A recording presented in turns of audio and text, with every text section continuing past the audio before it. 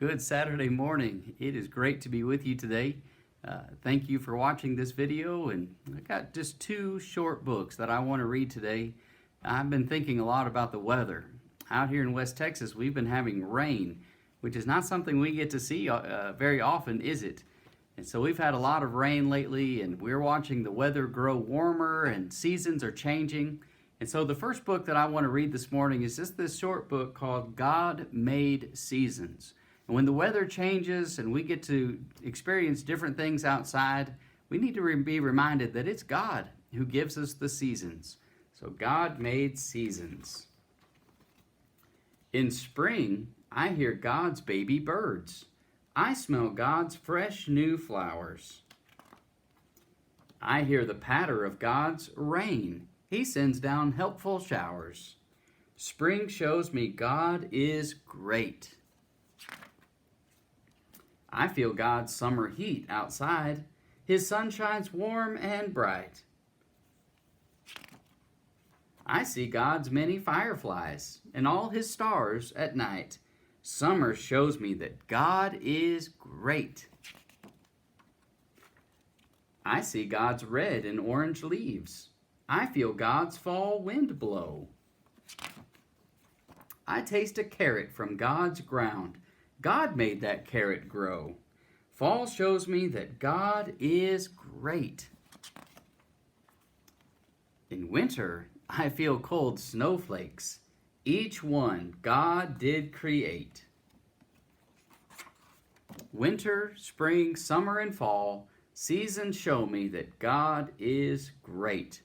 It reminds us of the verse in Psalm 19 in verse 1, which tells us that the heavens declare the glory of God, and the firmament shows his handiwork. God is great, isn't he? He gives us all the seasons. And when we experience great rain like we've just had over the last few days, well, it just reminds us that God is great. He always takes care of us, and he gives us everything that we need in this life. That just reminds me of how great God is, and I wanted to share that book with you today. Now, the other book that I want to share, again, isn't very long, but this week in Pew Packers, we've been talking about the book of Nehemiah. And Nehemiah was responsible for coming back to Jerusalem and helping God's people to rebuild the wall around the city of Jerusalem. Well, they had a lot of enemies that didn't want that wall to be rebuilt because they knew that that would provide safety and security for God's people, and they didn't want that. But Nehemiah, he encouraged God's people to continue to build and reminded them that God was with them and God was going to help them. And it reminded me of this book called Be Brave, Anna.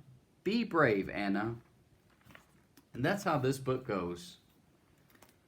Anna was tucked snugly in her bed. She was sleepy, but her eyes were wide open.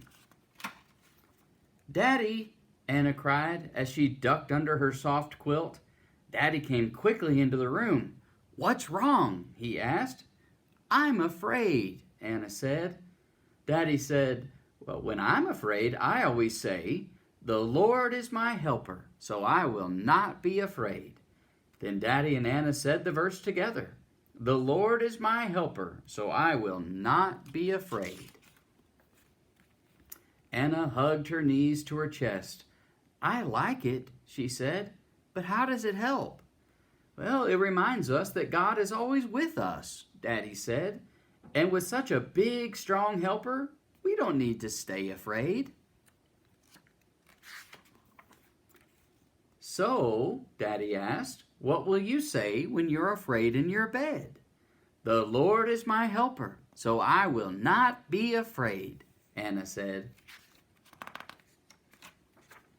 "And when you see the doctor because you're sick?" "The Lord is my helper, so I will not be afraid," Anna said. "And when Bethany's big dog runs over to play?" "The Lord is my helper, so I will not be afraid," Anna said. "But what if the thunder is crashing and the lightning is flashing outside your window? What will you say then, my dear?" Anna snuggled in her bed and said, "The Lord is my helper, so I will not be afraid." Daddy smiled, kissed Anna's cheek, and stepped softly from the room. Tucked snugly in her bed, Anna knew God was there too. So she smiled, closed her sleepy eyes, and said, "The Lord is my helper, so I will not be afraid." Well, that, my friends, is the same message from the book of Nehemiah. In fact, Nehemiah chapter 4 and verse 10, Nehemiah reminded God's people that God would fight for them. And that's what he's saying. The Lord is my helper, so I will not be afraid. And so when we find ourselves in those same situations that are described in this little book, we need to be like Anna, don't we? We need to remember that God is my helper. And if God is my helper, I don't need to be afraid.